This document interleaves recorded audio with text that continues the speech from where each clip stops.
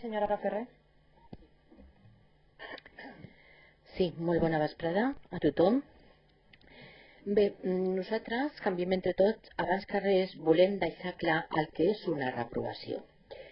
És una manera pública de demostrar el descontent amb les actuacions o decisions d'un membre de la corporació, en aquest cas de l'alcaldessa. La conducta antidemocràtica de l'alcaldessa que es porta avui al ple per a la seva reprovació pensem que ha estat més que evident en tota la legislatura.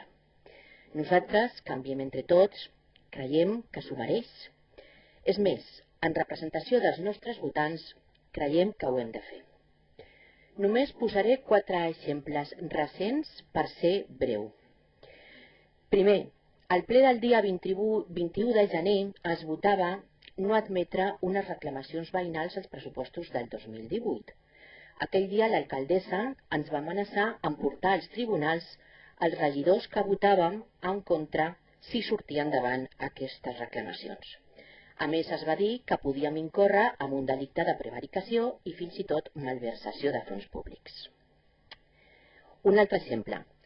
Els pressupostos municipals d'aquests últims 2 anys, ja estan a l'equip de govern governant en minoria, s'han aprovat sense consens, però s'han aprovat amb el vot de qualitat de l'alcaldessa aprofitant absències de regidors de l'oposició. De fet, aquest últim any vam abandonar el ple en senyal de protesta per la seva actitud democràtica.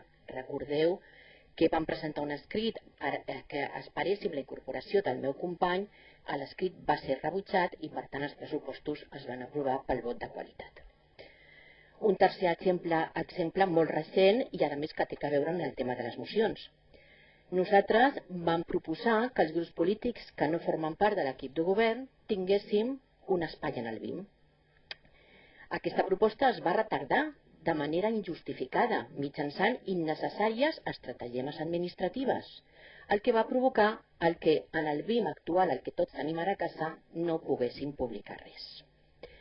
I finalment, no per això, per ser l'últim exemple, és el menys important, ressaltar la manca de capacitat negociadora de la senyora alcaldessa amb el personal d'aquest ajuntament. Feia 8 anys que s'estava revisant les condicions laborals del personal.